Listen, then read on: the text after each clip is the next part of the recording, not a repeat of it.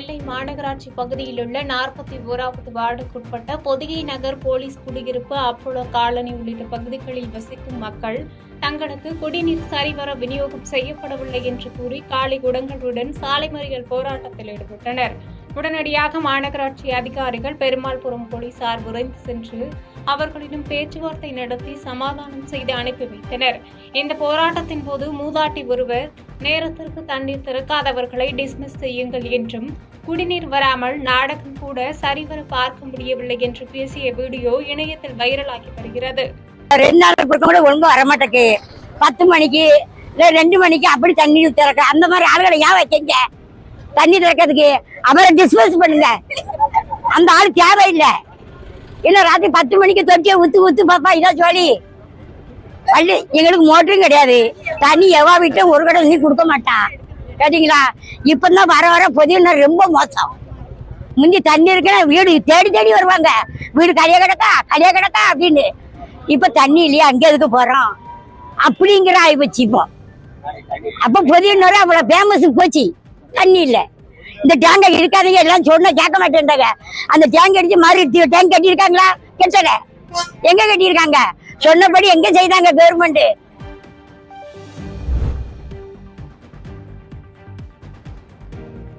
திண்டுக்கல் மாவட்டம் அய்யலூர் அருகே வடகடம் பகுதியைச் சேர்ந்த சகோதரர்களான சுப்பிரமணியம் மற்றும் பாண்டி ஆகிய இருவருக்கும் நிலவி வந்த சொத்து பிரச்சினை காரணமாக இரு தரப்பினரும் அறுவாளை கொண்டு மாறி மாறி தாக்கிக் கொண்டனர்.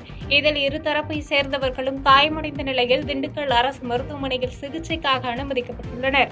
இதுகுறித்த வீடியோ வைரலாகி வரும் நிலையில் வடமதுரை போலீசார் இது தொடர்பாக விசாரணை நடத்தி வருகின்றனர்.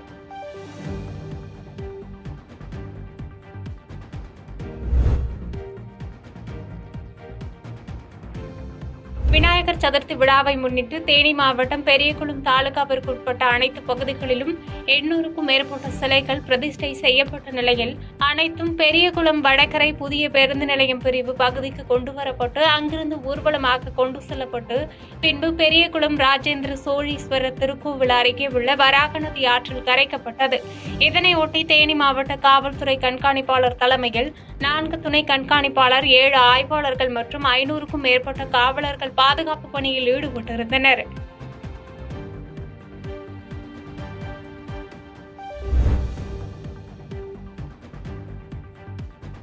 நீலகிரி மாவட்டம் கூடலூரை அடுத்துள்ள முதுமலை யானைகள் முகாமில் உள்ள யானைகள் காப்பகத்தில் விநாயகர் சதுர்த்தி விழா சிறப்பாக கொண்டாடப்பட்டது. இதனையடுத்து அந்த கோவிலின் பூசாரியான பொம்மன் விநாயகருக்கு பூஜை செய்த நிலையில் அந்த கோவிலை சுற்றி வந்த கிருஷ்ணா யானை மணி அடித்தவாறு சுற்றி வந்தது. பின்பு தும்பிக்கை தூக்கியும் மண்டியிட்டும் அங்கு இருந்த யானைகள் பிளறியவாறு விநாயகர் பெருமானை வணங்கின. இந்த காட்சியை அங்கு கூடியிருந்த சுற்றுலா பயணிகள் கண்டு ரசித்தனர்.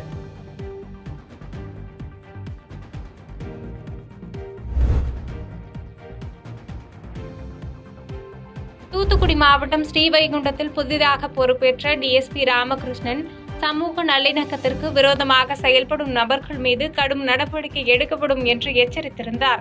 இதன்படி பத்மநாபமங்கலம் பிள்ளையார் கோயில் தெருவை சேர்ந்த பேச்சுமுத்து என்பவர் மகன் அருண்குமார் இன்ஸ்டாகிராம் உள்ளிட்ட சமூக வலைதளங்களில் அருவாளை பயன்படுத்தி சமூக நல்லிணக்கத்திற்கு கேடு விளைவிக்கும் விதமான ரீல்ஸ்களை வெளியிட்டு வந்துள்ளார்.